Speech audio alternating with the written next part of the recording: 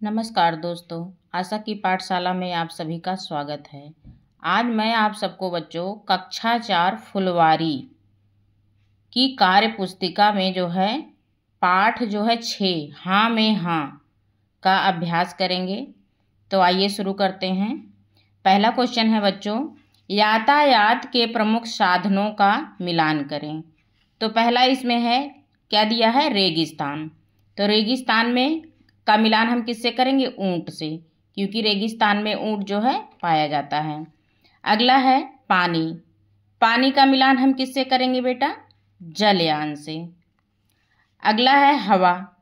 हवा का मिलान हम वायुयान से करेंगे, क्योंकि वायुयान हवा में चलता है। अगला है सड़क। सड़क का मिलान हम बस से करेंगे, क्योंकि बस बेटा सड़कों पर चलती है। अगला प्रश्न देखते हैं बच्चों। अगला प्रश्न नंबर 2 है, मुहावरों का वाक्य प्रयोग कीजिए। तो देखिए यहाँ पर बच्चों कुछ मुहावरे दिए गए हैं, का, खा और गा। तो पहला है का, ऊंट के मुंह में जीरा। तो इसका वाक्य प्रयोग होगा, जरूरत से बहुत कम मिलना। अगला देखते हैं खा, मन चंगा तो कठौती में गंगा। इसका वाक्य प्रयोग करेंगे, यदि हृदय शुद्ध और नेक हो तो किसी भी स्थान पर पवित्रता पाई जा सकती है। अगला है ग, ठाट बाट। ठाट बाट का वाक्य में प्रयोग करेंगे बच्चों, शान या शौकत, भव्य रूप से या असत्य, दिखावटी तरीके से। अगला प्रश्न देख लेते हैं। प्रश्न नंबर 3 है, पर्यायवाची शब्द लिखें। देखिए पहला का दिया गया है बच्चों, जल। जल की पर्यायवाची क्या है? पानी, नीर। अगला है गंगा। गंगा में भागीरथी, मंदाकिनी। गा है ऊंट। ऊंट का पर्यायवाची है करभ, सुतुर। घा है राजा। राजा की पर्यायवाची देख लेते हैं, नृप, भूप। अंगा है रात। रात की पर्यायवाची है रजनी, निशा। आइए अगले प्रश्न पर चलते हैं बच्चों। अगला प्रश्न है प्रश्न नंबर 4, अपने आसपास पाए जाने वाले जानवरों के नाम लिखें। तो इसमें बच्चों दिया है 3-3 कॉलम दिया गया है। आपके आसपास जो भी जानवर पाए जाते हैं उनके नाम इसमें लिखना है आपको। मैंने कुछ नाम लिख रखे हैं, आइए देख लेते हैं उसको। चाहे तो आप लोग भी ऐसे ही भर सकते हैं। पहला है कुत्ता, दूसरे में बिल्ली, तीसरा गाय, क्योंकि ये सब हमारे आसपास ही पाए जाते हैं। अगला है बकरी, मुर्गी, चूहा, खरगोश, गिलहरी, छिपकली, मेढक, सांप, भेड़। हमने ऐसे जानवरों के नाम लिखे हैं बच्चों जो आपके आसपास ही पाए जाते हैं। आप सभी ने देखा भी है इसको। आइए अगले प्रश्न पर चलते हैं। प्रश्न नंबर 5 है, निम्नलिखित शब्दों का विलोम शब्द लिखें। पहला है शुभ। शुभ का विलोम क्या होता है बच्चों? अशुभ। दूसरा है सुविधा। सुविधा का विलोम क्या होता है? असुविधा। आनंद। आनंद का दुख या वेदना। आप तो चाहे एक भी लिख सकते हैं, लेकिन हमने 2 लिख रखा है, तो आप भी चाहें तो 2 लिख सकते हैं। आनंद का विलोम होगा दुख या वेदना। अगला है सुस्त। सुस्त का विलोम होगा चुस्त। अगला है झूठ। झूठ का विलोम होगा सच।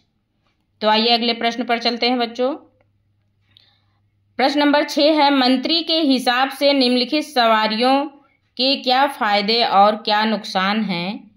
पाठ के आधार पर लिखिए। पाठ में आपको दिया गया है बच्चों, उसी के आधार पर आपको लिखना है। एक तरफ बच्चों कॉलम बना हुआ है, सवारी का नाम दिया है, दूसरे में दिया उसका क्या फायदा है और तीसरे में उसका क्या नुकसान है, ये दिया गया है। तो पहले कॉलम में दिया गया हाथी। हाथी का क्या फायदा और क्या नुकसान है ये आपको बताना है। पहला है हाथी। हाथी अच्छी सवारी है, जहाँ चाहो, जहाँ रोकना चाहो रोक सकते हो हाथी को। अब इसके नुकसान क्या हैं? इसके नुकसान ये है कि ये बहुत धीरे धीरे बच्चों चलता है, चींटी की चाल चलता है, इसलिए इसका एक नुकसान भी है। अगला है ऊंट। ऊंट का फायदा क्या है? कोसों मंजिल दूर एक दिन में तय करता है। और इसका जो है नुकसान ये है कि बच्चों देखने में जो है इसको कुबड़ निकली रहती है, थोड़ा सा कम अच्छा लगता है। तो बस यही इसका एक नुकसान है और तो कुछ नहीं। अगला है घोड़ा। घोड़ा जो है राजाओं और वीरों की सवारी है, राजाओं और वीरों की सवारी है। इसके नुकसान क्या है? घोड़े पर हम ज़्यादा देर तक या घंटों तक नहीं बैठ सकते, बस इसका एक ही नुकसान है। आइए अगले प्रश्न पर चलते हैं बच्चों।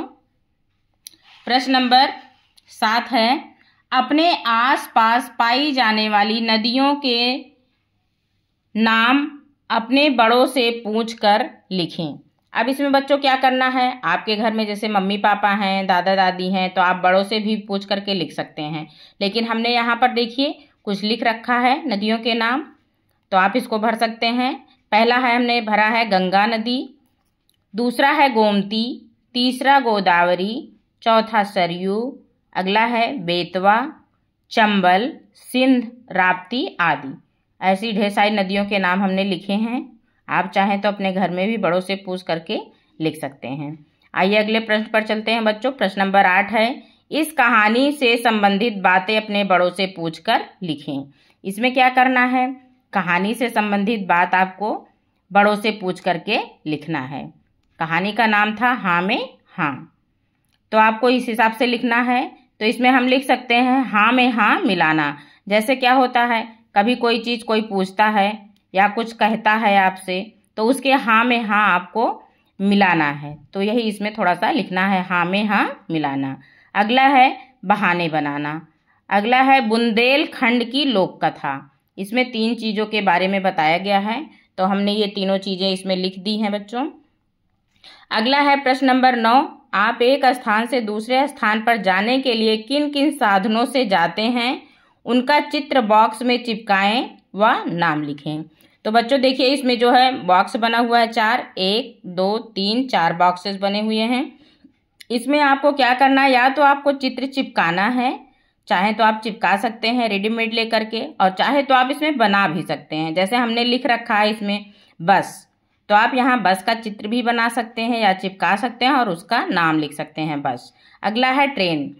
ट्रेन से भी हम इधर उधर जाते हैं, एक स्थान से दूसरे स्थान पर ट्रेन से भी जाते हैं, तो हमने यहाँ ट्रेन लिख रखा है, तो आप ट्रेन का चित्र बना सकते हैं या चिपका सकते हैं।